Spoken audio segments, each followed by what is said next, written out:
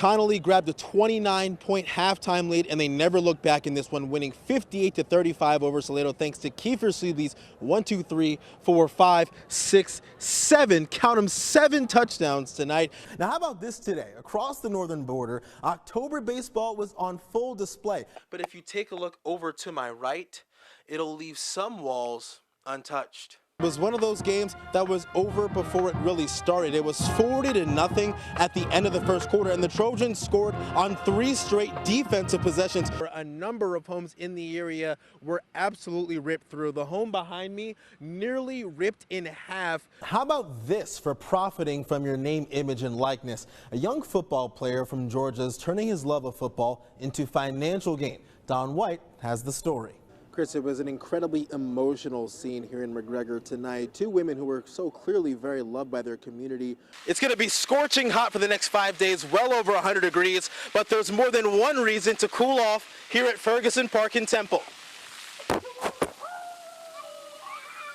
Snake season is fast approaching for all you Central Texans, and while you might not see any reptiles like my friend Bowser here, there are some snakes that you do need to be very cautious of. The Challenger Little League in Waco is getting some big news just days before their Buddy Appreciation Day on Saturday. Around this time last year, the water levels in the Belton Lake were well above 100% capacity, but this time around, United States Army Corps of Engineers says due to lower water levels, there are many more hazards in this water.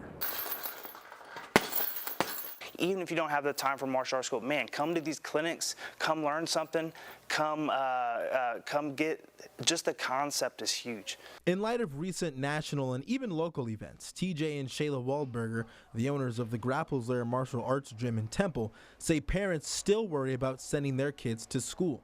Shayla says the community was especially deeply impacted by the stabbing at Belton High School. It was just very eerie after that. You could definitely feel a shift in the entire community, definitely in the gym. But now the Waldbergers are teaching the Temple and Belton communities Great technique to learn.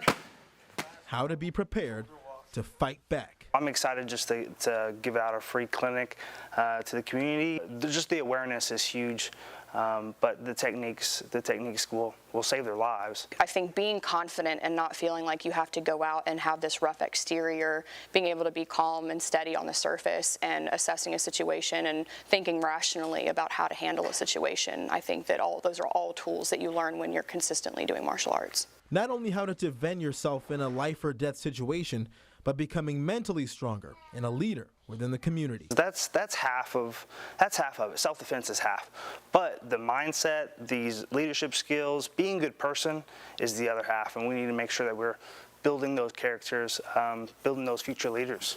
And the Waldbergers are encouraging everyone to show up. I think it's great. We're excited, and we'll take people until we just can't.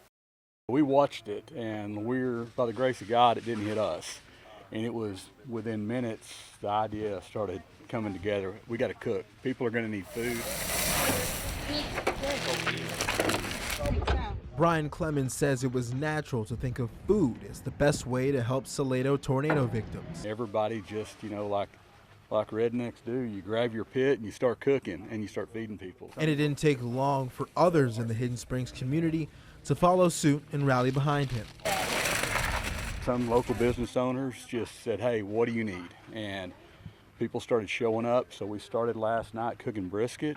We served brisket, sausage wraps, and burgers today for about 300 people. And he was not alone. Toby Hatton, the lead volunteer coordinator for the Cedar Valley Tornado Response Team, led the charge to help families with food and other amenities. Providing food, doing cleaning up of debris from a coordination center, helping to find housing, clothing. Hatton, a fellow member of the Hidden Spring community, says he, along with Clemens, will continue to help others for as long as it takes. Besides providing food today for lunch and for dinner, tomorrow being Good Friday, we will be providing a fish meal as well as sausage or other supplies, and then we'll be doing that as needed until the need goes away.